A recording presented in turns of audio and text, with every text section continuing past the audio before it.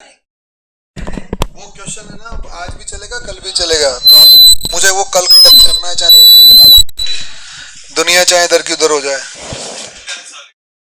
हाँ बेटा, कितना स्लो चलता है आप लोगों को पता नहीं। सर दौड़ा दिया करो, दौड़ा दूं क्या? आज ही खत्म करा दूं? तो फिर आपको मैं 10 मिनट का गैप दे देता हूँ, अगर आज ही खत्म कर दूं। चल बेटा स्टार्ट कर दो।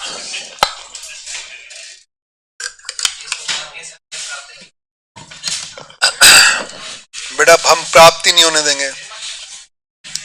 तुम्हारा सुकून, तुम्हारा चैन,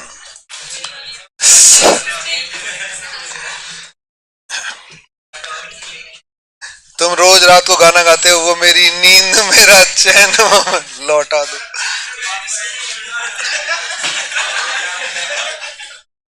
Recording in progress. बेटा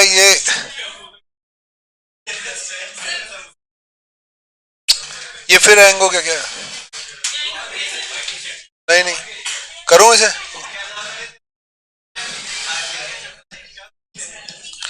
5 प्रेस करना एक बार।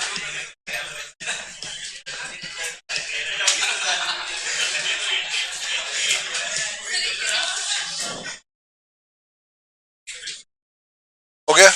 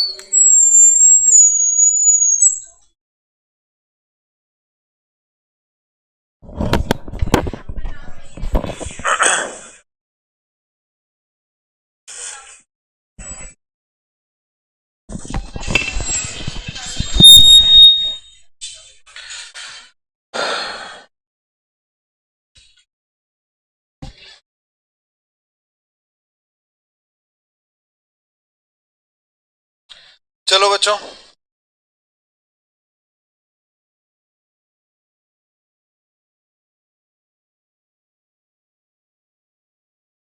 चलो बच्चों, हरे कृष्णा। अब कोई भी बेटा अगर बात करते पकड़ा गया तो क्लास से बाहर निकाल दिया जाए। तो अब शांति से सुनते रहो। मैंने शांति से बोला, शांति के साथ नहीं, ध्यान रखना, ठीक है ना? शांति से सुनते रहो। नेक्स्ट बेटा, किसी को किसी के साथ नहीं सुनना, मैंने इसलिए बोला शांति से। वो सब पर एप्लीकेबल होता है, चाहे वो अरे लड़का हो या लड़की हो। नेक्स्ट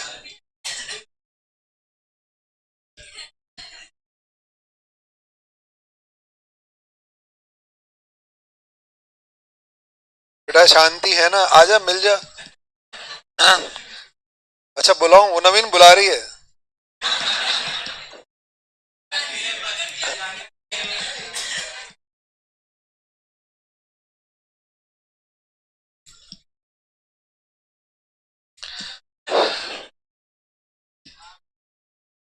बेटा फिर आने वाली क्रांति के लिए तैयार है ना? तू आ शांति के लिए रहा, मिल जाएगी क्रांति।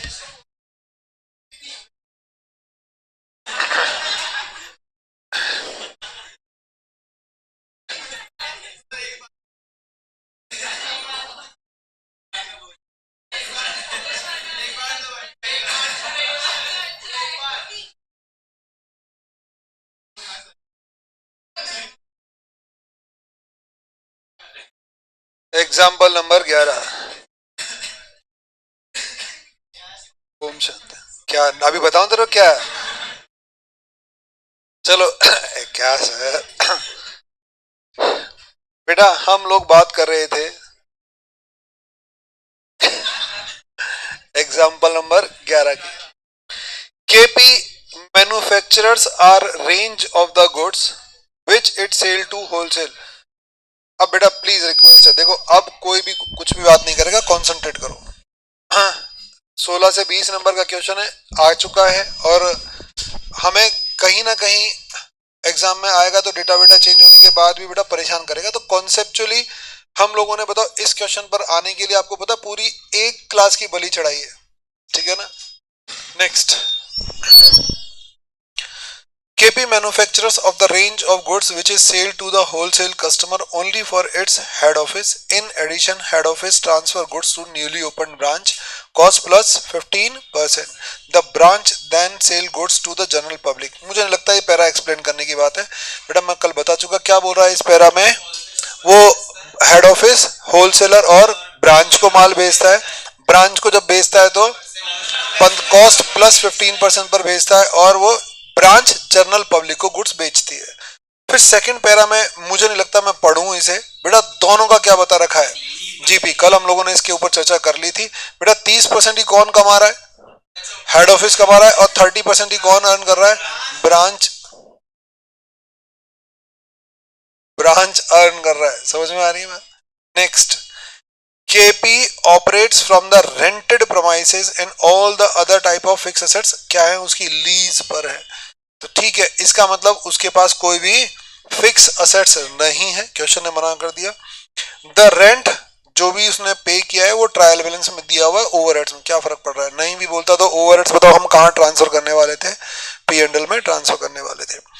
From the information given below, you are required to prepare the year ended 31st December 2011 in columnar form, profit and loss, head office का, ब्रांच का, और एंटायर बिजनेस। एंटायर बिजनेस का मतलब कंसोलिडेटेड बनाना है बेटा। इसने साफ, अच्छा मैं हेड ऑफिस का अलग बनाता, ब्रांच का अलग बनाता, फिर दोनों को ऐड करता, लेकिन पता है इसने क्या किया, कॉलमनार फॉर्म। देखो कॉलमनार फॉर्म बोल दिया तो आप क्या नहीं कर सकते, अब आपकी पावर छीन ली गई, सेपरेट वर्किंग नहीं कर पाओगे। उसका रीजन देखो सिंपल सा है, हो सकता है जब आप इंडिविजुअल बनाने बैठो तो शायद इजीली बना दो क्योंकि वो आपकी प्रैक्टिस का पार्ट है, लेकिन कॉलमनार फॉर्म में क्योंकि हम यूज टू नहीं होते, हैबिचुअल नहीं होते, तो शायद ICI को लगता है ऐसा गलती हो सकती है, बच्चा यहाँ कर जाए। Balance sheet as on 31st December with entire business, तो वही क्या करना है बताओ मुझे, ना हेड ऑफिस की भी बनानी है और वो भी बनानी है और कंसोलिडेटेड भी। सर यहाँ तो इसने एंटायर, बेटा एंटायर बोले भी तो ये काम, क्योंकि इंडिविजुअल के बिहाफ पर ही तो बताओ कंसोलिडेशन होता है, क्योंकि कंसोलिडेशन डायरेक्टली तो होता नहीं है। तो ठीक है, 2 कॉलम हम इसको भी कॉलमनार फॉर्म में बना देंगे जब हम P&L कॉलमनार फॉर्म में बना रहे हैं, तो ठीक है। मतलब अल्टीमेटली मुझसे क्या मांगे गए हैं, फाइनेंशियल। कल बेटा इसी को हमने एनालाइज किया था काफी देर तक। अल्टीमेटली हमसे फाइनेंशियल स्टेटमेंट मांगे गए हैं, और फाइनेंशियल स्टेटमेंट के लिए एज अ बेस आपको क्या चाहिए, बोलो, ट्रायल बैलेंस आपको चाहिए, जो ट्रायल बैलेंस इसने आपको प्रोवाइड किया हुआ है। तो नंबर 1 देखो, रॉ मटेरियल परचेज। अच्छा, हेड ऑफिस और ब्रांच दोनों के ट्रायल बैलेंस एक ही जगह बने होंगे या अलग अलग बने होंगे, बेटा अलग अलग बने हैं ये, लेकिन बताओ इसने क्या कर रखा है, वो एक साथ दे दिए, क्योंकि वो फिर अलग अलग देता तो फिर स्पेस ज्यादा लगता, ठीक है ना, तो उसने एक साथ दे दिया, तो उससे कोई फर्क नहीं पड़ रहा। Raw material purchase, direct wages, factory overheads, stock 1 जनवरी 11, 1 जनवरी 11 का मतलब ओपनिंग स्टॉक, रॉ मटेरियल का है, फिनिश गुड्स का है, डेटर्स का है, कैश का है, एडमिनिस्ट्रेटिव सैलरी है, सेल्समैन सैलरी है, other administrative and selling overheads है, inter unit accounts. What is the mean of inter unit accounts, हाँ इन दोनों के अकाउंट का मतलब। अच्छा अब मैं आपसे बोलता हूं ये HO ऑब्लिक ब्रांच है या ब्रांच ऑब्लिक HO है, बताओ क्या मेरी बात समझ में आई है। HO ऑब्लिक ब्रांच और ब्रांच ऑब्लिक HO क्या है, पहले किसका है बेटा, पहले ट्रायल किसका है, HO का, तो ध्यान रखना HO के ट्रायल बैलेंस में ब्रांच का, दूसरा ट्रायल किसका है, क्या बात समझ में आई। तो इसका मतलब ये इंटर यूनिट अकाउंट्स किसके हैं, ये ब्रांच ऑब्लिक एचओ, ब्रैकेट में लिख लो ब्रांच ऑब्लिक एचओ। बेटा अगर ट्रायल बैलेंस बदल जाएगा तो ये एचओ ऑब्लिक ब्रांच भी हो सकता है। आ रही है बात समझ में? तो कोई जरूरी नहीं कि आपको ट्रायल बैलेंस, जब एग्जाम में आप क्वेश्चन करने जाओ, एग्जाम में जब आप क्वेश्चन देखो तो आपको कोई एचओ का ट्रायल पहले दिया जाए, वो बाद में भी हो सकता है। लिख लिया? तो हमें ये भी बात समझ में आ गई। अगला पॉइंट बोलो, कैपिटल, कैपिटल किसकी है यार? इसमें ब्रांच की तो कैपिटल ही मिसिंग है। बात समझ में आ गई? ब्रांच की कोई कैपिटल होती ही नहीं है, वो तो एचओ लगाता है उसमें तो पैसा। चलो ठीक है। Sundry creditors, provision for unrealised profit in stock 1200। बेटा ये क्या आ गया? Provision for unrealised profit, stock reserve आ गया। बोलो आ गया समझ में? आप उसको स्टॉक रिजर्व बोल दो या अनरियलाइज्ड प्रॉफिट बोल दो, ये स्टॉक रिजर्व है। मुझे बताओ स्टॉक रिजर्व का ट्रीटमेंट, लास्ट क्लास में हम बात कर की थी हमने, स्टॉक रिजर्व का ट्रीटमेंट कौन करेगा? Head office. क्या ब्रांच को मतलब है क्या? बेटा कोई लेना देना नहीं है। मैंने 100 रुपए की चीज आपको 115 में भेजी, आपने बेच दी तो वो 15 रुपए मैंने कमा लिए, और नहीं बेची तो मैंने नहीं कमाए। यानी मेरी डिपेंडेंसी बताओ किस पर है? आप पर है कमाने के लिए। लेकिन बताओ मैंने इंडिविजुअल स्टेटमेंट में उसे क्या दिखाया था? जस्ट लाइक सेल दिखाया था ना, तो मैंने तो प्रॉफिट इंडिविजुअल स्टेटमेंट में तो कमा लिया, ठीक है ना। तो जब मैंने 100 की चीज 115 में भेजी तो मैंने जीपी कितना बुक करके बैठ गया? 15 रुपए जीपी बुक करके बैठ गया। लेकिन वो तो आपके ऊपर डिपेंड करता है। तो आपका स्टॉक बच गया तो फिर मुझे इसको मेरे पी&एल से हटाना पड़ेगा, मेरे पी&एल से। और मेरे कौन से पी&एल से हटेगा? इंडिविजुअल पी&एल से। बेटा क्वेश्चन पूछने के बाद पहले मत बोल दिया करो। क्वेश्चन पूछने के, अरे यार कौन से पी&एल से हटेगा? इंडिविजुअल पी&एल से या फिर कंसोलिडेटेड पी&एल? कंसोलिडेटेड पी&एल से। चलो मैं आगे सारी डिस्कशन कर चुका है, वो यहाँ फिट करता जा रहा हूं मैं धीरे धीरे। ये बताओ ये जो ओपनिंग स्टॉक रिजर्व है ये किसका स्टॉक रिजर्व है? ओपनिंग स्टॉक का या क्लोजिंग स्टॉक का? सारे बच्चे लाउड एंड प्रॉपर यार, ऐसे क्या कहते? ओपनिंग स्टॉक का। ध्यान रखना क्लोजिंग स्टॉक की तो अभी कोई चर्चा है ही नहीं। इस ट्रायल बैलेंस में कौन बैठा है? Opening stock. देखो फिनिश गुड्स का ओपनिंग स्टॉक बैठा है और उसका ये स्टॉक रिजर्व है जो इसने खुद ने निकाल के दिया। बताओ पिछले साल भी तो ऐसे ही किया होगा आपने, उस स्टॉक रिजर्व में बनाया होगा। तो जैसे ही वो ट्रायल बैलेंस के थ्रू क्या आएगा? स्टॉक रिजर्व बैलेंस शीट के थ्रू आगे जाएगा, वैसे उसका रिजर्व भी आगे आ गया। बताओ ये इस साल क्या होगा? ये मेरे पी&एल में क्रेडिट होगा, मेरे हेड ऑफिस के कंसोलिडेटेड पी&एल में क्रेडिट होगा, रियलाइज होगा। बट ऑब्वियसली ओपनिंग स्टॉक तो बिक गया होगा, तो उसका जो अनरियलाइज प्रॉफिट है वो आपको रिलीज करके दिखा रहा है। बात समझ में? ऐसे ही बताओ ब्रांच के पास हो सकता है हमें कैलकुलेशन से पता चलेगा ब्रांच के पास क्या बचाओ? क्लोजिंग स्टॉक ईयर एंड में बचाओ, तो बेटा उसका मैं अनरियलाइज प्रॉफिट क्रिएट करके दिखाऊंगा आपको, ठीक है।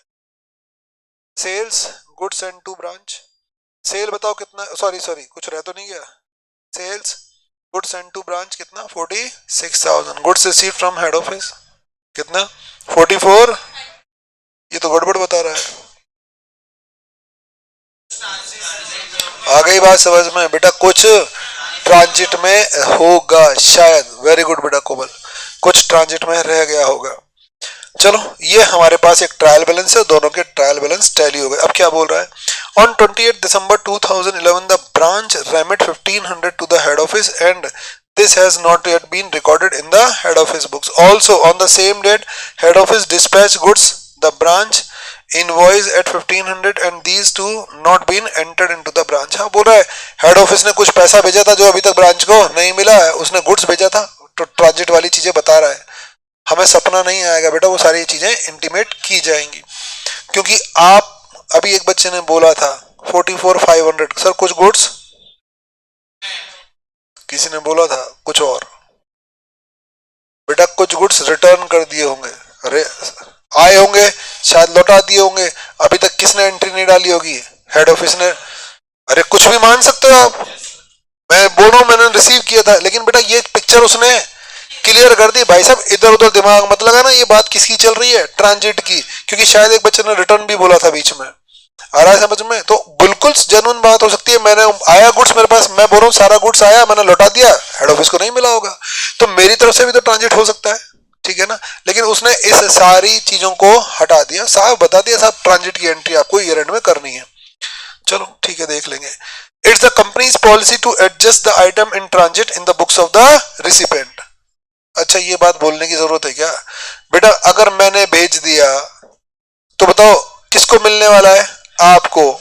आपको नहीं मिला इसीलिए तो ट्रांजिट में है, तो एडजस्टमेंट एंट्री कौन करेगा? मैं रिवर्स करूं या आप करोगे? भाई मैं तो भेज चुका, मेरे पास है ही नहीं, तो मैं नहीं करूंगा, रिसीवर ही करेगा। बोलो ये कंपनी की पॉलिसी है। एडजस्टमेंट दोनों तरफ हो सकता है भाई, एडजस्टमेंट दोनों तरफ हो सकता है। मैंने आपको 1500 के गुड्स भेजे, अच्छा ये 46,000 के गुड्स एक साथ नहीं गए होंगे पूरे, ये पूरे साल का क्यूमुलेटिव डेटा है, अलग अलग टाइम पर हो सकता है आपने अलग अलग गुड्स भेजे हो, ये तो पूरे साल का भेजा हुआ डेटा है। तो मैंने 1500 के गुड्स भेजे, आपको नहीं मिले, तो बेटा दोनों तरफ एडजस्टमेंट हो सकता है। मैंने कहा साहब मैंने भेज दिया, आप बोल रहे हो मुझे नहीं मिला, तुम ही रिवर्स कर लो, तो मैं भी तो रिवर्स कर सकता हूं। लेकिन ये जेन्युइन बात नहीं है। आ रही बात समझ में? एडजस्टमेंट बनता कहां पर है? रिसीवर के यहाँ, क्योंकि मैं तो भेज चुका ना, मेरे पास गुड्स आया भी नहीं, तो मैं क्यों एडजस्ट करूं? तो दोनों तरफ एडजस्टमेंट हो सकते हैं, लेकिन क्वेश्चन ने उसके लिए भी स्कोप खत्म कर दिया। शायद मेरी बात समझ रहे हो मैं क्या बोल रहा हूं? बेटा हम चीजों को बताओ, इन चीजों को क्या स्किप नहीं कर सकते थे क्या डिस्कशन में? बिल्कुल कर सकते हैं, लेकिन हमारी अंडरस्टैंडिंग तो होनी चाहिए ना। हाँ ऐसे भी हो सकता है और वैसे भी हो सकता है। साफ इस लाइन का लिखने का सेंस ही है कि भाई साहब दो मूवमेंट है, आपको हम क्लियर कर रहे हैं, आपको वो नहीं सोचना दूसरा वाला। ये कंपनी की पॉलिसी है, रिसीवर की बुक्स में ही काम किया जाएगा, यानी ट्रांजिट रिसीवर की बुक्स में एडजस्ट किया जाएगा। चलो ठीक है। Second point, the stock of the raw material held as the head office 31st was valued इतना। तो क्या दे रखा है? Closing stock of raw material. और आपने बेटा जब ट्रायल पढ़ा तो आपको एक बात समझ में आई होगी, बताओ क्या? ओपनिंग स्टॉक दो तरह का है, एक रॉ मटेरियल का और एक फिनिश गुड्स का। तो क्लोजिंग स्टॉक भी बट ऑब्वियस दो तरीके का होगा। तो यहां पर बताओ किसका दे दिया? रॉ मटेरियल का, ठीक है। You are advised number 1, there were no stock losses incurred at the head office at the और एट द ब्रांच। पूरा हेड ऑफिस और ब्रांच के किसी भी तरह का कोई स्टॉक डैमेज या लॉसेस, कोई लॉस बाय थेफ्ट या लॉस बाय डैमेज कुछ भी लेना देना नहीं है। अच्छा नहीं बोलता तो अरे मैं मानता ही क्या, सोचता ही नहीं इसके बारे में। मैं कौन सा लॉस सोचने बैठा था जब मुझे बोला ही नहीं जा रहा था। बोला आ गया समझ में? Next, it is KP practice to value finish goods stock head office factory cost. बड़ा उसकी प्रैक्टिस है, वो स्टॉक को किस पर वैल्यू करता है? Cost price. Factory cost means what? Cost price पर। नहीं भी बोलता तो अरे स्टॉक कॉस्ट पर ही वैल्यू होता है, ठीक है बेटा। जब तक रिलायजेबल वैल्यू नहीं है तो मुझे लेना देना नहीं होता। अच्छा चलो यहाँ एक बात पूछता हूँ, आपको क्या लगता है प्रैक्टिकली स्टॉक किस पर वैल्यू होता होगा? कॉस्ट पर या कॉस्ट और NRV whichever is lower in general?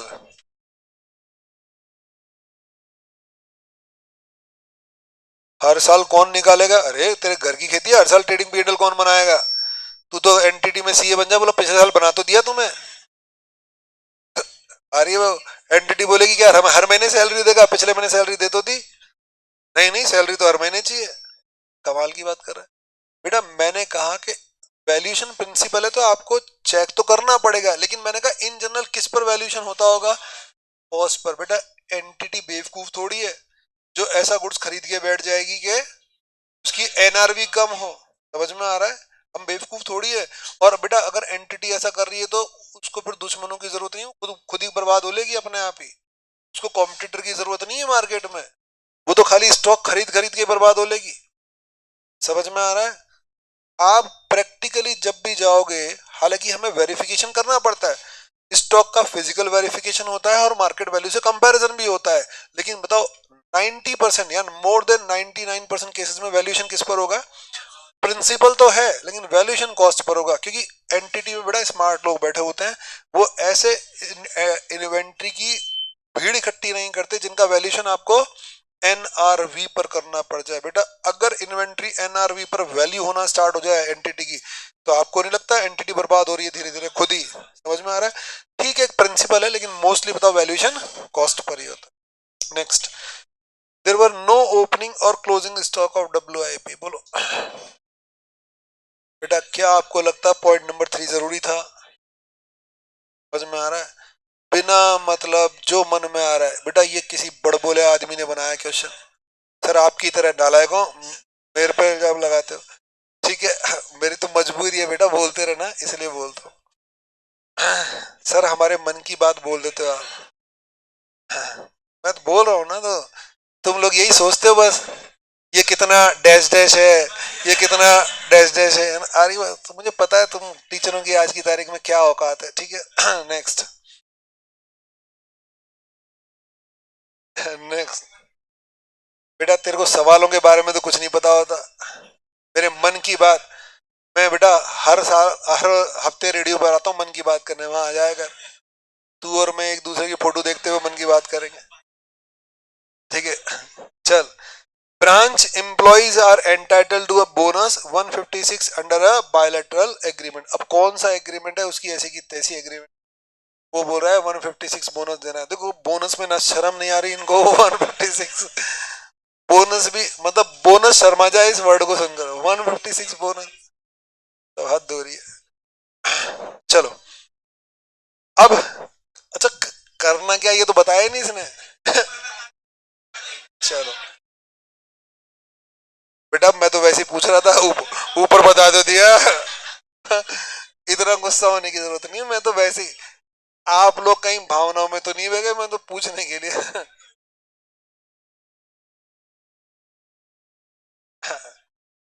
तो बेटा अब हमें क्या करना है, जल्दी से बोलो फटाफट। बेटा P&L से पहले भी कुछ बनता है। अरे ट्रेडिंग और P&L, ट्रायल बैलेंस, इसी को बनाता रहा बैठा बैठा बस।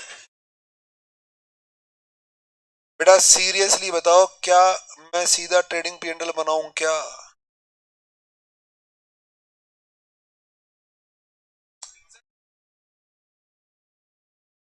कौन सी एडजस्टमेंट? हाँ बेटा ट्रांजिट नहीं, मेरी बात ध्यान से सुनो। यार क्या मतलब है आप लोग है ना, देखो मैं 1 घंटे कहानी सुनाकर बोर भी कर सकता हूँ, मैं चीजों को इंटरेस्टिंग बनाने के लिए बीच में भाई आप लोग जगे रहो, जागते रहो जागते रहो, इसलिए ये सारे ड्रामे करता हूँ बस। बेटा मैंने कल आपको अच्छी तरह से समझाया था, मैं फाइनेंशियल, मैंने याद है कहानी सुनाई थी पूरी। हेड ऑफिस ने क्या बना लिया, अपना ट्रायल बैलेंस बना लिया, ब्रांच ने अपना ट्रायल बैलेंस बना लिया, अब वो फाइनेंशियल स्टेटमेंट बनाएंगे। लेकिन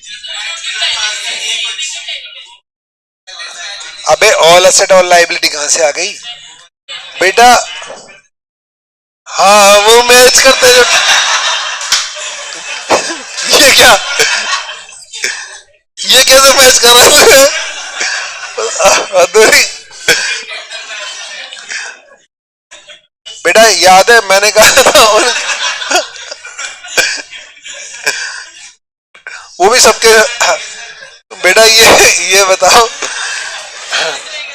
हाँ बेटा मुझे, रुक जाओ यार तुम लोग है ना, पता नहीं क्या क्या। ये बताओ, मैंने आपको बताया था हेड ऑफिस अपने यहाँ पर काम कर रहा है, ब्रांच अपने यहाँ पर काम कर रही है, दोनों अपने क्या करेंगे? जर्नल एंट्री, लेजर और ट्रायल बैलेंस, ट्रायल बैलेंस बनाएंगे। अरे रुक जाओ यार, ट्रायल बैलेंस में क्या होगा, सारे अकाउंट होंगे हेड ऑफिस के ट्रायल बैलेंस में, ब्रांच का बैलेंस होगा और ब्रांच के में हेड ऑफिस का। बेटा ये दोनों अपने फाइनेंशियल स्टेटमेंट बनाने से पहले दोनों के बैलेंसेस को मैच करेंगे। आ रही है बात समझ में? जब तक ये बैलेंसेस मैच नहीं होंगे मैं आगे काम नहीं करूँ, क्योंकि इसका मतलब हेड ऑफिस फोन करके बोलेगा ब्रांच से, देखो ट्रायल बैलेंस देखो, हेड ऑफिस ब्रांच से बोलेगा ईयर एंड में मेरी बुक्स में आपका अकाउंट कितने का है? 5,000। 5,000, मैंने इंटर यूनिट अकाउंट्स की बात कर रहा हूँ मैं। बेटा ब्रांच क्या बोल रहा है, नहीं नहीं साहब आप मेरी बुक्स में 2,000 से क्रेडिटर हो, तो इसका मतलब या तो हेड ऑफिस गलत बोल रहा है या ब्रांच। तो बेटा अभी ये फाइनेंशियल स्टेटमेंट नहीं बनाए, हालांकि मुझे फाइनेंशियल स्टेटमेंट बनाने on the basis of trial balance. तो पहले क्या करेंगे, ये रेक्टिफिकेशन या फिर एडजस्टमेंट एंट्री। तो आप लोगों से मैंने पहले करवाया, क्या बात समझ में आ रही है? अगर आपको फाइनेंशियल स्टेटमेंट का क्वेश्चन आ जाए तो पहले आप क्या चेक कर लेना बेटा, जब भी फाइनेंशियल स्टेटमेंट का क्वेश्चन आएगा बिलीव मी क्या दिए जाएंगे आपको, ट्रायल बैलेंसेस दिए जाएंगे।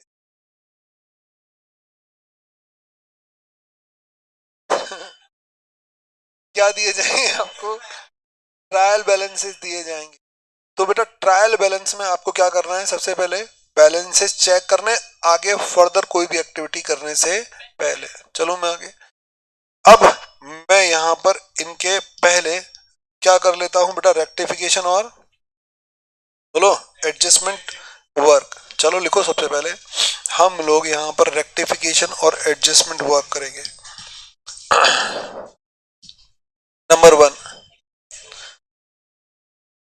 रेक्टिफिकेशन और एडजस्टमेंट।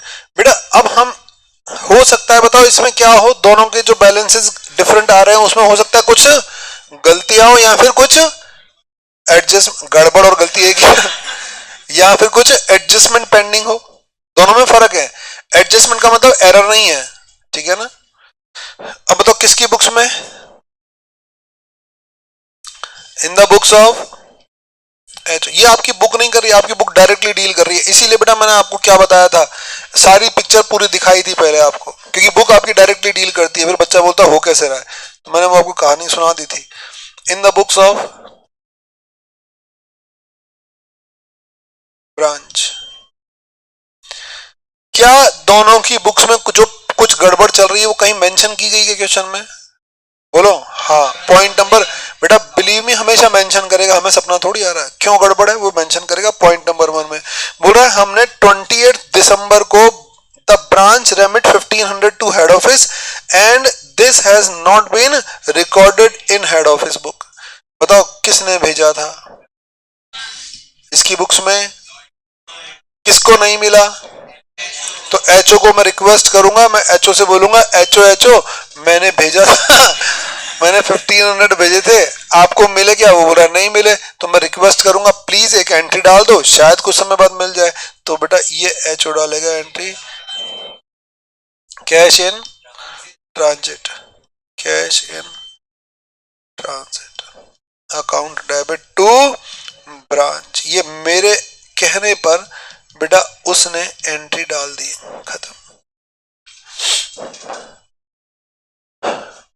दूसरा, अब आगे चलो, ये बोल रहा है at the same time head office dispatch goods to the branch, invoice 1500 not been entered into the, head office ने भेजा गुड्स लेकिन उसको नहीं मिला, तो ये बोलेगा ब्रांच मैंने गुड्स भेजा है, तो ये बोल रही है लो मैं एंट्री डाल देती हूं यहां पर, goods in transit account debit to HO, कितने रुपए 1500, ये लो। हाँ आ गई बात समझ में, बेटा बुक ने नहीं कर रखा, मुझे उससे फर्क नहीं पड़ता, आप लोगों को नंबर मिले या नहीं मिले ये काम करना ही करना है, क्योंकि इसके बिना काम ही नहीं हो पाएगा। अगर हम इन थॉटों को इग्नोर कर जाएंगे तो फिर बात बनेगी नहीं, तो इसलिए आप लोगों को ये चीज दिमाग में रखनी है। चलो मैं आगे, यार देखो मेहनत पे पानी मत फेरना, ब्रांच विटामिन सी में नहीं जानी चाहिए, समझ में आ रहा है, और मुझे लगता है अब तक पूरी बातें क्लियर हो रही है। मैं आप लोगों को इसलिए बोल रहा हूँ सिंसियरली सुनते रहो, ब्रांच बिल्कुल दिमाग में सेट हो जाएगी, ठीक है। हम लोग पूरी मेहनत कर रहे हैं, ये नहीं कि आप लोग छोड़ते हो तो इस चक्कर में मैं भी, मोस्टली सब छोड़ के जाते हैं, आप भी एंड में छोड़ कर जाओगे, लेकिन एक बार तो पूरा एफर्ट करो ना समझने का। चलो मोस्टली हमें बात समझ में आई। अच्छा सर अब मैं फाइनेंशियल स्टेटमेंट बना दूं, बोलो बिल्कुल। अब मैं मेरे काम पर आ जाता हूं जो मुझे बताया गया है। सर इससे फर्क क्या पड़ा, अब मेरी बात ध्यान से सुनो बेटा, ब्रांच की बुक्स में जल्दी से देखो, सॉरी हेड ऑफिस की बुक्स में कितना बैलेंस था, 5000 था। अब इस एंट्री के बाद मुझे बताओ 3500 रुपए हो गया, ब्रांच का बैलेंस 5000 डेबिट था, क्रेडिट होने के बाद अब कितना बचा, नेट होगा 3500। हेड ऑफिस की बुक्स में 2000 था, क्रेडिट बैलेंस 1500 और क्रेडिट कर दिया, बताओ 3500 डेबिट 3500 क्रेडिट, आपको नहीं लग रहा बैलेंस बराबर हो गए, बोलो बात समझ में आ गई। एक बात, दूसरी बात, इंपॉर्टेंट बात बेटा, क्या मैं इस ट्रायल बैलेंस के ब्याह पर अब फाइनेंशियल स्टेटमेंट बनाऊंगा क्या, या फिर रुको रुको रुको, या फिर एडजस्टेड ट्रायल बैलेंस के ब्याह पर? समझ में आ रहा है sir? What is the mean of adjusted trial balance? बेटा ध्यान रखना, मैंने हेड ऑफिस की बुक्स में क्या किया है, एक एडजस्टमेंट एंट्री की है। अब बेटा इस एक एंट्री के लिए मैं एडजस्टेड ट्रायल बनाऊं क्या? अरे इस एक एंट्री के लिए कोई एडजस्टेड ट्रायल थोड़ी बनेगा। समझ में आ रही है? और ना मुझसे उन्होंने डिमांड किया, अगर डिमांड करते तो नंबर मिलते तो मैं बना भी देता। बेटा इस हेड ऑफिस के गिवन ट्रायल बैलेंस में तो कितने आइटम बदलें? केवल 2 आइटम बदलें। एक कैश, कैश कितना हो गया बेटा? 1500 से बढ़ जाएगा, यानी 23,500। समझ में आ रहा है? दूसरा बोलो, ब्रांच अकाउंट कितने से कम हो गया? अरे मेरी बात समझ में आ रही है बेटा? एडजस्टेड ट्रायल बैलेंस बनाने की जरूरत नहीं है। क्या बढ़ गया? कैश बढ़ गया, ब्रांच बैलेंस कम हो गया। ब्रांच के चलो जल्दी से, गुड्स बढ़ गए, goods in transit equals to goods, तो गुड्स बढ़ गए। बताओ गुड्स कितने के हो गए? 46,000 के। 1500 से गुड्स बढ़ गए। अरे 44,500 तो ऑलरेडी थे ना। गुड्स इन ट्रांजिट बेटा गुड्स का ही तो पार्ट है, तो वो गुड्स इसमें ऐड होकर बताओ ये कितना हो गया? 40। और क्या रिड्यूस हो गया? बोलो, सॉरी, हेड ऑफिस का भी बैलेंस बढ़ गया, यानी हेड ऑफिस का भी बैलेंस बढ़ गया। और क्या बात समझ में आ गई बेटा? अगर इतना विजुअलाइजेशन है तो आप मान के चलो आगे क्लियरिटी बढ़ती चली जाएगी। इस क्वेश्चन को बच्चा पता है क्यों गड़बड़ करके आता है? क्योंकि वो कुछ एनालाइज नहीं करता, वो चीजों को याद कर लेता है बस, और जरा सा भी ट्रिकी आते फिर गड़बड़ हो जाती है। तो हमने बताओ 2 घंटे किसमें लगा दिया? आज देख लो दूसरी क्लास भी खत्म होने वाली है, किसमें? केवल और केवल एनालिसिस में ही लगा दी है इसकी क्लास। तो मुझे लगता है अब आपको बात समझ में आ रही होंगी मैं क्या बोल रहा हूं। अब पॉइंट नंबर 2 में बताओ मैं क्या बनाऊं? Trading and P and L account. चलो trading and P and L. बेटा ऑनलाइन वाले बच्चों क्लियर है ना? 100% यहां तक जल्दी से वाई एंटर करो ताकि मैं आगे चलो। सबका क्लियर है ना? जल्दी से बच्चों बनाओ trading and P and L account और कॉलमनार फॉर्म में।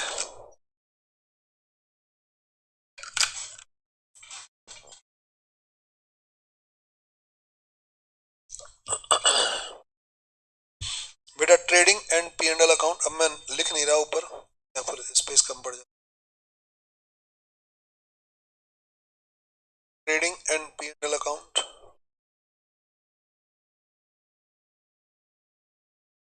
ये एचओ, ब्रांच, टोटल। ये टोटल कौन सा है? Consolidation. HO,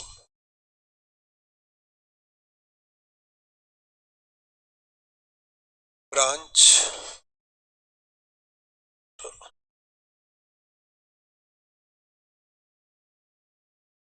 HO, branch, total. बेटा basic trading P and L बना रहे हैं हम, तो ज्यादा दिमाग नहीं लगाना। लेकिन ध्यान रखना मैं इस ट्रायल बैलेंस के ब्याह पर नहीं बना रहा। किसके ब्याह पर बना रहा हूं? एडजस्टेड ट्रायल बैलेंस के ब्याह पर बना रहा हूं। तो चलो सबसे पहले क्या लिखूं बताओ? 2 ओपनिंग स्टॉक, ना ना ना ना, finish goods only. Finish goods का देखो, फिनिश गुड्स का कितना है? 13,000। ब्रांच का डैश, बेटा ब्रांच का है क्या? 9,200। टोटल कर दो, टोटल कितना हो गया? 22,200। सर रॉ मटेरियल का क्यों नहीं लिखा? कोई बता सकता है रॉ मटेरियल? हाँ तो मैं क्या लिखूं फिर? वेरी गुड बेटा, raw material consume, working note number 1। अरे कुछ बात समझ में आई बेटा? आप चाहो तो देखो, रॉ मटेरियल कंज्यूम निकालने का कोई फायदा नहीं है। आप चाहो तो बताओ ओपनिंग स्टॉक क्लोजिंग स्टॉक भी लिख सकते हो, लेकिन पता है ना प्रिंसिपली थोड़ा सा हम गड़बड़ कर जाएंगे। बेटा रॉ मटेरियल का ओपनिंग क्लोजिंग स्टॉक कहाँ लिखा जाता है? मैन्युफैक्चरिंग अकाउंट में। अब टेक्निकली सोचो, आप लोगों ने पहले भी कभी क्वेश्चन किए गए होंगे, अगर एक आधा आइटम ही दे रखा है और मैन्युफैक्चरिंग कंसर्न नहीं बता रखा और थोड़ा बहुत वो प्रोसेसिंग कर रही है और आपसे डायरेक्टली बताओ क्या बनाने को बोल दिया जाता है? Trading account. तो आप लोग है ना क्या करते हो? मटेरियल कंज्यूम्ड निकालते हो, वो ज्यादा अप्रोप्रिएट अप्रोच मानते हैं हम लोग। बोलो आ गया समझ में? तो हम लोग बताओ यहाँ क्या निकालेंगे? वही काम हम करेंगे, मटेरियल कंज्यूम, क्योंकि हमसे मैन्युफैक्चरिंग अकाउंट नहीं बनवाया जा रहा, हमसे trading and P and L बनवाया जा रहा है। तो चलो वर्किंग नोट नंबर 1 बेटा, लगभग लगभग एक पेज किसके लिए छोड़ दो, पी एंड एल के लिए बड़ा बनेगा, लगभग एक पेज बैलेंस शीट के लिए बड़ी बनेगी, हाफ से ज्यादा पेज बैलेंस शीट के लिए, और फिर वर्किंग नोट नंबर 1। बेटा एक पेज पी एंड एल के लिए और हाफ से ज्यादा पेज बैलेंस शीट के लिए। चलू मैं आगे, ठीक है, या फिर मैं वापस ब्रांच के बैलेंस मिलवाऊं तेरे से, बता। चलो वर्किंग नोट नंबर 1, किसी को आता है क्या रॉ मटेरियल कंज्यूम निकालना? बस बात खत्म। रॉ मटेरियल कंज्यूम, सर यही तो आता है। रॉ मटेरियल, सर आपने क्या हमें इतना गया बीता समझा? बिल्कुल बेटा। नेक्स्ट, जल्दी से बताओ। ओपनिंग स्टॉक रॉ मटेरियल, बेटा लिखते जाओ साथ में, कैलकुलेट करके मत बताओ, मैं किताब से देख के लिख दूंगा। Raw material consume purchase opening stock 1800। Raw material या खाली परचेज लिख देता हूं मैं, प्लस परचेज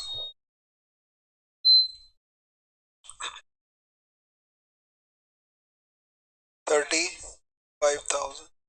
तो ये टोटल हो गया आपके पास 36,800 प्लस क्लोजिंग स्टॉक जो क्वेश्चन में मेंशन है 2300। तो ये आ गया आपका कंज्यूम्ड, कितना आ गया 34 34,500।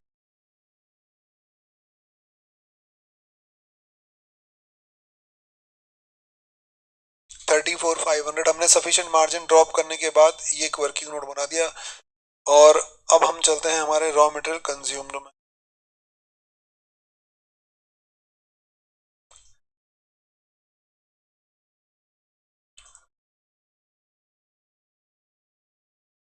बेटा लिख लिया सबने? पीछे लिखो, जल्दी लिखो लिखो।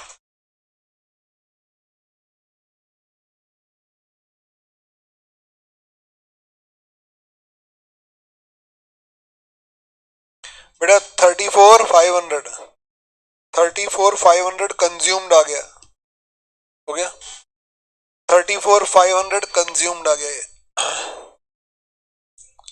तो ये मैं हटा रहा हूं अब, तो हमारे सामने 34,500 आ गया। अब ये बताओ, जब बेटा 34,500 यहां लिख दिया मैंने, ये रहा 34,500। ध्यान रखना ब्रांच क्या नहीं करता, अरे ब्रांच कोई मैन्युफैक्चरिंग थोड़ी करता है, ब्रांच के पास तो गुड्स हेड ऑफिस से आते हैं, फर्स्ट पॉइंट में लिखा हुआ था हेड ऑफिस होलसेल कस्टमर को और ब्रांच को गुड सप्लाई करता है। तो बताओ ये 34,500, ये 34,500 बन, ये कॉलम क्या है पता है आपको? कंसोलिडेटेड, दोनों का मिक्स होके बन रहा है। चलो ठीक है आगे। बेटा अब सुनो मेरी बात, रॉ मटेरियल के बारे में पता है मैं क्या लिख सकता था? ओपनिंग स्टॉक, परचेज और क्लोजिंग स्टॉक। समझ में आ रही है बात? तो लेकिन वो है ना टेक्निकली रॉन्ग हो जाता है क्योंकि हम ट्रेडिंग अकाउंट में, टेक्निकली तो ये भी रॉन्ग है, रॉ मटेरियल यहाँ भी नहीं आना चाहिए, लेकिन ठीक है ना, उसने मैन्युफैक्चरिंग मांगा नहीं है तो मैंने इस तरीके से डील कर दिया। ऐसे ही डील करवाती है बुक, तो प्रेजेंटेशन इशू ना बने इसलिए हमने कर दिया। चलो आगे चलते हैं। तो बेटा रॉ मटेरियल ट्रायल बैलेंस पर कॉन्सेंट्रेट करो, ट्रायल बैलेंस से डेटा उठाकर पिक करके ही तो लिखना है आपको। रॉ मटेरियल परचेज हो गया भाई, मैं ट्रेडिंग अकाउंट बना रहा था तो सबसे पहले बताओ मैंने ओपनिंग स्टॉक लिखा, तो ये आ गया। अब डायरेक्ट वेजेस, तो 2 वेजेस 1,08,500 डैश 1,08,500। फैक्ट्री ओवरहेड्स बोलो, जल्दी बोलो बेटा, बेटा जल्दी इधर सारे बच्चे। फैक्ट्री ओवरहेड कहाँ आएगा? वो तो मुझे भी पता आएगा, ट्रेडिंग में या पी एंड एल में? बेटा ट्रेडिंग, बेटा ट्रेडिंग में आएगा, पी एंड एल क्यों आएगा? मैंने इतनी देर समझाया, मैं यहाँ पर मैन्युफैक्चरिंग अकाउंट को ही ट्रेडिंग में डील कर रहा हूँ बेटा। फैक्ट्री ओवरहेड डायरेक्ट एक्सपेंडिचर है, फैक्ट्री ओवरहेड। आप मैन्युफैक्चरिंग की बात कर रहे हो, समझ में आ गया? इसी में आएगा, इसी के साथ 39,000 39 ये ओके बेटा, ठीक है ना। नेक्स्ट, अच्छा आपको सुनो मेरी बात बेटा, रॉ मटेरियल। अच्छा ट्रेडिंग अकाउंट में क्या आता है यार, आप लोग कॉन्सेप्चुअली बात को सुना। ट्रेडिंग अकाउंट में क्या आता है? फिनिश गुड्स, फिनिश गुड्स आता है ट्रेडिंग अकाउंट में। क्या नहीं आता? रॉ मटेरियल नहीं आता। आपको पता है ये क्या है?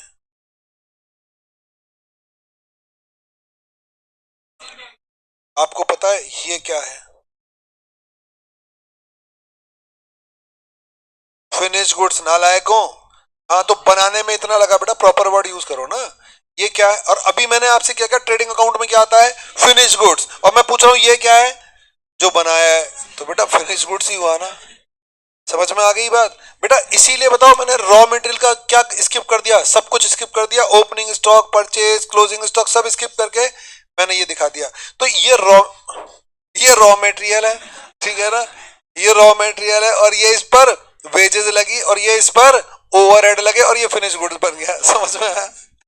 नेक्स्ट, तो चलो आगे बेटा। ये बताओ, इतने टेढ़े टेढ़े क्वेश्चन है लेकिन फील आ रही है तो इजी लग रहे हैं नहीं लग रहे हैं? हाँ, अभी मैं आगे दे दूं तो अभी आपको पता चल जाए क्वेश्चन क्या है। लेकिन मैं करवाता जा रहा हूँ, आप सुनते जा रहे हो, आपको मजा आता जा रहा है और कुछ तो सुन ही नहीं रहे। वो सुनते ही तब है जब मैं बकवास करता हूँ। काम की बात करते ही अपने जोन में चले जाते हैं। अब हम वही सोच लेते हैं जो हम सोच रहे थे। तो चलो उनको तो जाने दो, आप मेरे साथ आ जाओ। चलो आगे।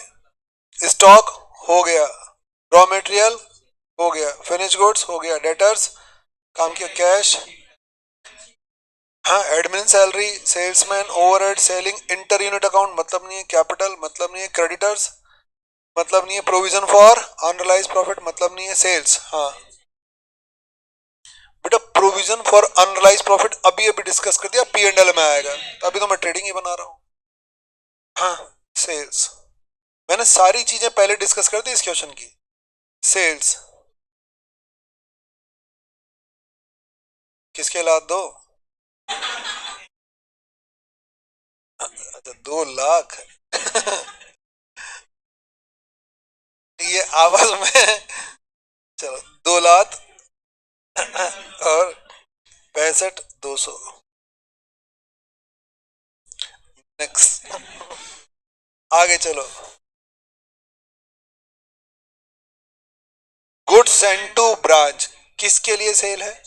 एचओ के लिए। हम पहले डिस्कस कर चुके। By goods send to branch, बेटा ये हेड ऑफिस के लिए 46,000 सेल है।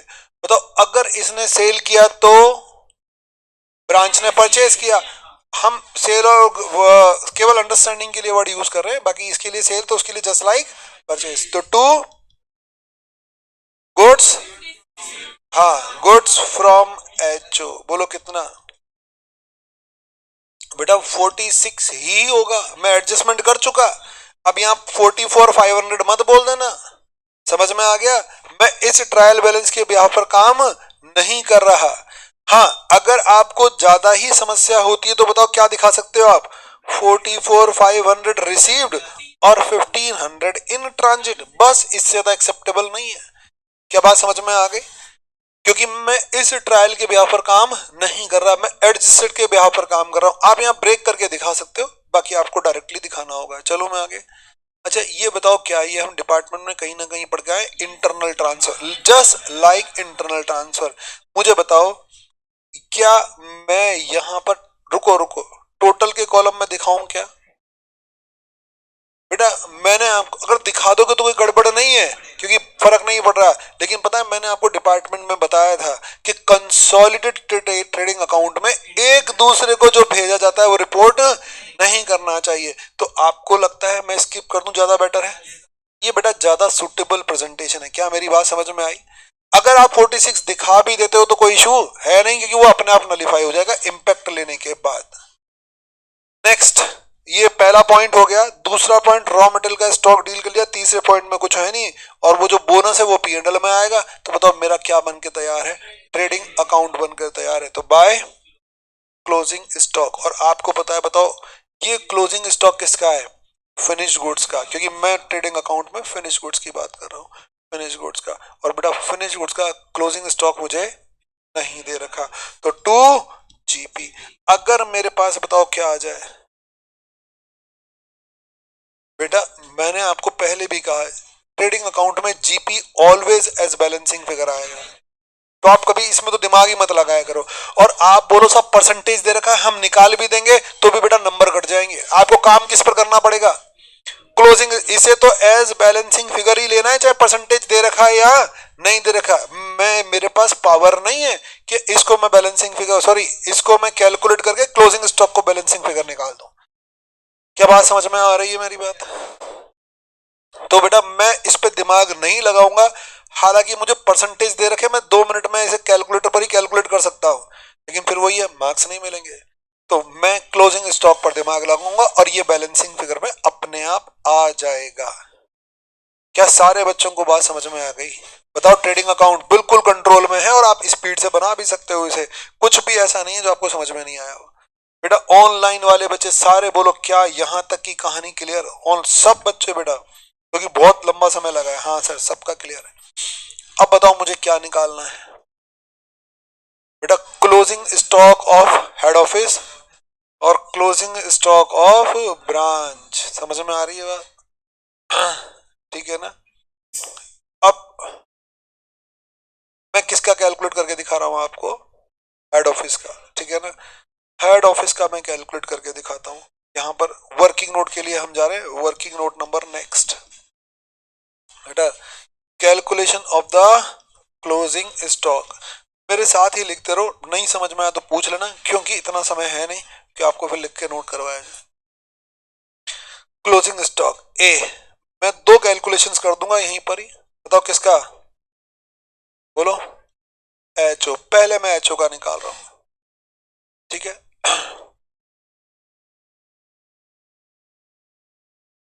बेटा मैं कुछ लिख रहा हूं, आप लिखते जाओ, अगर समझ में आ जाए तो मुझे लास्ट में समझा देना। ठीक है ना, अरे बता देना, मैं समझाऊंगा नहीं, मैं समझाना पड़ेगा।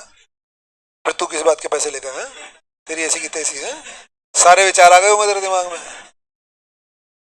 नेक्स्ट, ये opening stock plus raw material consumed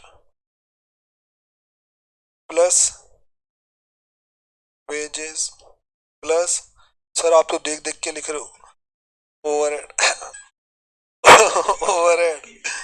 ठीक है ना, नेक्स्ट। वो नालायक पूछ तो ले, बात करूं या नहीं करूं? थोड़ी सी तो इज्जत देते, हालांकि मैं मना नहीं करता, तेरी ऐसी की तैसी। नेक्स्ट, यहां पर ओपनिंग स्टॉक, रॉ मटेरियल और ये आपका आ गया क्लोजिंग स्टॉक। जल्दी से बताओ आपको क्या लगता है मुझे यहाँ क्या लेस करना चाहिए? बेटा शायद आपको मेरी बात ही समझ में नहीं आई, मैं क्या बोल रहा हूँ। हाँ हाँ बात कर ले बेटा, चलो चलो वो, अरे कुछ समझ में आ रहा है या नहीं आ रहा, ये क्या है?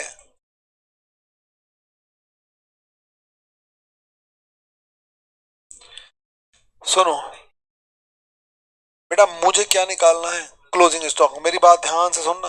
अब ये कोई फॉर्मूला नहीं है बेटा, ये ओपनिंग स्टॉक बताना कितना है बेटा, हाँ 13,000। ये मैं केवल ध्यान रखना, closing stock of finish goods, raw की बात नहीं कर रहा, रॉ मटेरियल खत्म हो चुका। आगे बात, और कोई फॉर्मूला नहीं है ये बेटा, एक बेसिक अंडरस्टैंडिंग है जो मैंने कहां से उठाई है, ट्रेडिंग अकाउंट से। अच्छा क्लोजिंग स्टॉक आप क्या मानते हो कैसे बचेगा बेटा? जो मेरे पास टोटल गुड्स थे, टोटल गुड्स थे उसमें से मैंने बेटा, टोटल गुड्स ये क्या है, कॉस्टिंग है टोटल गुड्स की, उसमें से मैंने जो बेच दिया उसकी कॉस्टिंग हटा दी, सिंपल सा है। बोलो बात समझ में आ गई?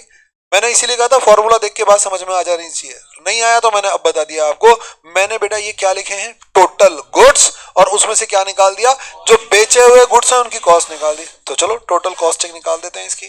तो रॉ मटेरियल कंज्यूम कितना था, 34,500 प्लस 18,500, और मैंने ये आपको उस समय जब बात हो रही थी ये समझाया था, ये वो गुड्स हैं जो ड्यूरिंग द पीरियड मैंने फिनिश बनाए हैं।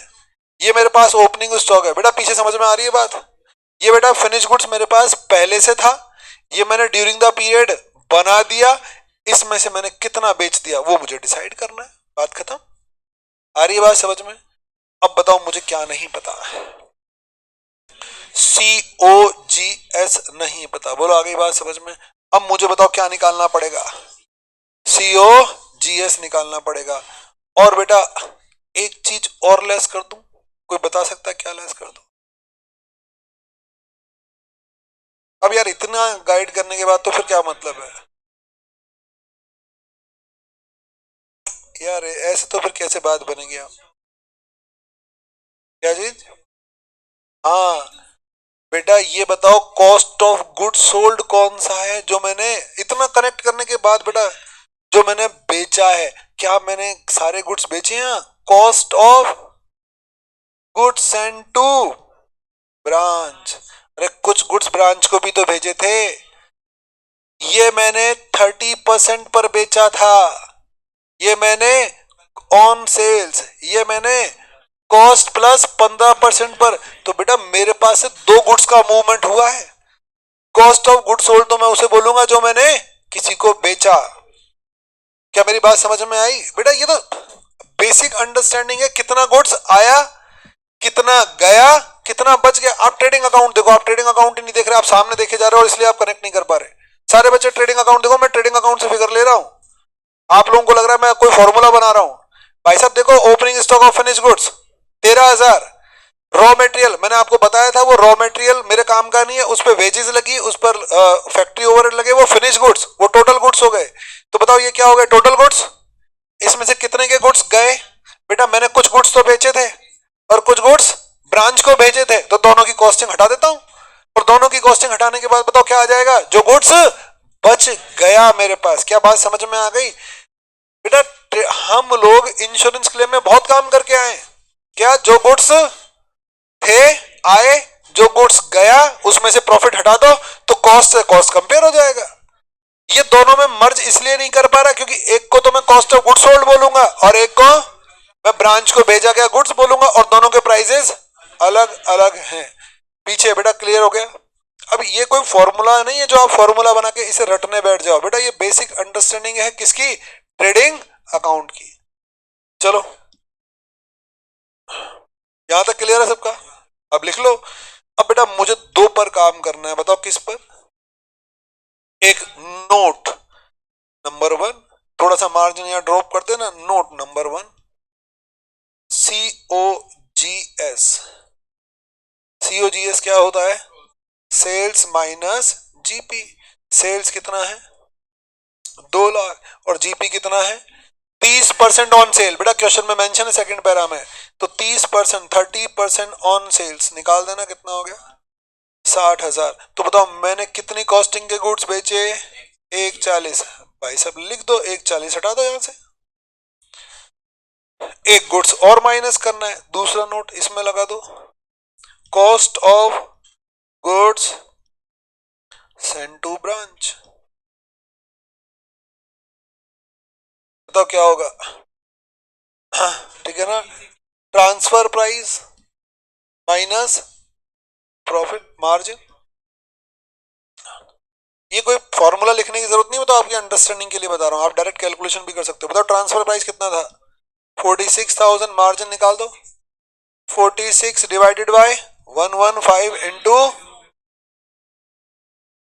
6।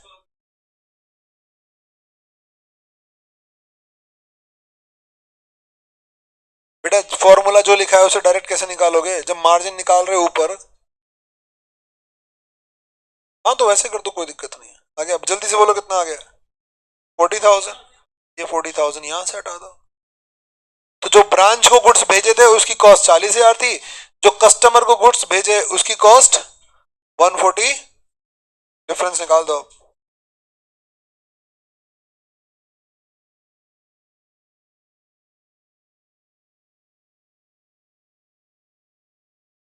सबको ऐड करके डिफरेंस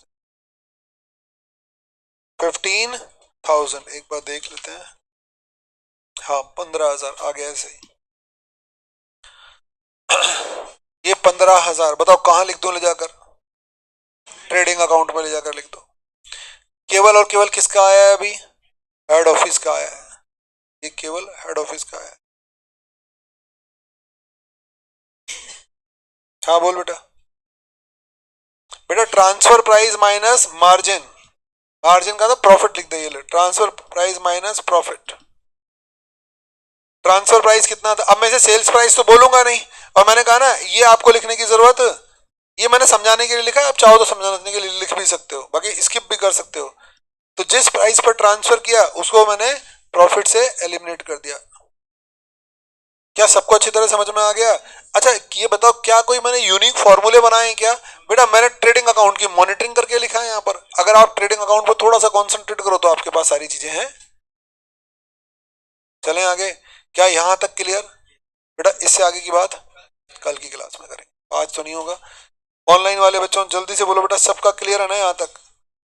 बेटा सारे बच्चे वहां एंटर करो अगर सबका क्लियर है। ठीक है बेटा, तो अभी कंप्लीट नहीं हुआ है, कल होगा। लेकिन ये बताओ बेटा क्वेश्चन बिल्कुल कंट्रोल में है बेटा, 15-20 नंबर एग्जाम में अगर आ जाता है ऐसा क्वेश्चन तो हम तो इजीली कर देंगे, ठीक है। अब लेकिन इतनी अंडरस्टैंडिंग के बाद चीजें लग रही है आपको 2 मिनट में, अभी भी काफी काम बाकी है, अभी हुआ तो कुछ भी नहीं है। चलो आज के लिए इतना बेटा।